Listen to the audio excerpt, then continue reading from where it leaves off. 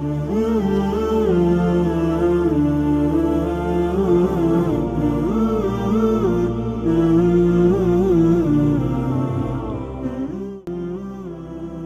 اللہ الرحمن الرحیم۔ نماز جماعت۔ تمام واجب نمازوں کی ادائیگی جماعت کے ساتھ ادا کرنے کی بہت زیادہ تاکید کی گئی ہے۔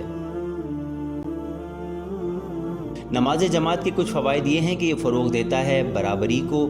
غریب اور امیر لوگ ہر رنگ و نسل سے تعلق رکھنے والے کندھے سے کندھے ملا کر اللہ تعالیٰ کے سامنے ایک ساتھ کھڑے ہوتے ہیں۔ اتحاد کو، ایک زبان میں تمام اعمال انجام دیے جاتے ہیں جو ہمارے لیے متحد رہنے کی تاکید ہے۔ دوستی اور ایک دوسرے سے مربوط معاشرے کو، یعنی لوگوں کو ایک دوسرے سے ملنے اور آپس کے روابط بڑھانے میں اہم کردار ادا کرتا ہے۔ نظم و ضبط کو، یعنی سیدھے صف میں کھڑے ہو کر امام جماعت کی پیروی کرنا۔ لامحدود روحانی ثواب، مثلاً یہ کہا گیا ہے کہ اگر 2 لوگ نماز جماعت پڑھ رہے ہوں تو ان کو ہر رکعت کی ادائیگی پر 150 نمازوں کا ثواب ملے گا۔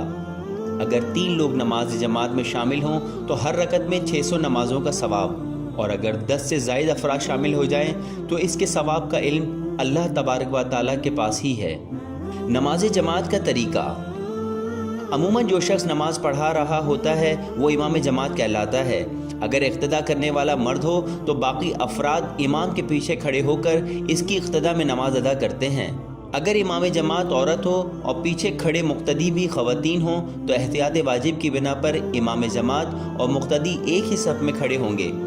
خاتون امام جماعت سب سے آگے کھڑی نہیں ہوں گی۔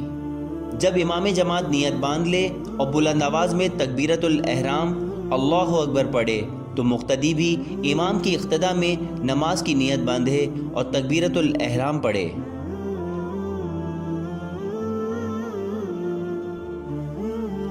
نماز جماعت میں کیا مستحب ہے؟ جب تک پیچھے کھڑے افراد خود نہ چاہیں، امام اس بات کو ملحوظ خاطر رکھے کہ قنوت اور رکوع زیادہ طویل نہ ہوں، کیونکہ ہو سکتا ہے کہ بوڑھے اور کمزور افراد کے لیے ادائیگی مشکل ہو۔ امام بلند آواز میں نماز کی ادائیگی کرے تاکہ جماعت میں موجود تمام افراد آواز سن سکیں۔ علماء اور پاکیزہ و باکردار حضرات کو پہلی صف میں شامل ہونے کا موقع دیں۔ جب اقامت میں قد قامت الصلاۃ پڑھی جائے تو تمام افراد کو نماز کے لیے کھڑے ہونا چاہیے۔ نماز میں کیا پڑھا جائے اور کیا نہ پڑھا جائے؟ قیام کی حالت میں اگر امام جماعت مرد ہو تو وہ فجر، مغرب اور عشاء میں بلند آواز میں سورہ کی تلاوت کرے، لیکن ظہر اور عصر میں بسم اللہ کے علاوہ سورے آہستگی کے ساتھ تلاوت کرے۔ مگر اگر عورت ہے تو فجر، مغرب اور عشاء میں 2 سورے مخفیانہ یا بلند آواز میں پڑھ سکتی ہے، لیکن اگر کوئی نامحرم موجود ہو تو اس کی موجودگی میں آہستگی کے ساتھ سوروں کی تلاوت کی جائے گی۔ مقتدی کو 2 سوروں کے علاوہ ہر چیز پڑھنی چاہیے، لیکن اگر مقتدی کی پہلی اور دوسری رکعت ہو جبکہ امام کی تیسری اور چوتھی رکعت ہو تو اسے سورہ حمد اور دوسری سورہ کی تلاوت کرنی ہے، لیکن ظہر اور عصر میں پہلی اور دوسری رکعت میں 2 سوروں کی بذات خود ادائیگی کی تاکید ہے۔ تیسری اور چوتھی رکعت میں جب امام تسبیحات 4 پڑھ رہا ہو تو مقتدی بھی ان تسبیحات کو مخفیانہ ادا کرے تاکہ وہ امام جماعت کے ذکر میں مخل نہ ہو۔ رکوع، سجود، تشہد اور سلام مقتدی نے امام کے ساتھ مخفیانہ طور پر ادا کرنے ہیں، سوائے وہ 2 سورے کہ جو پہلی 2 رکعت میں پڑھے جاتے ہیں۔ نماز جماعت کے بنیادی قواعد۔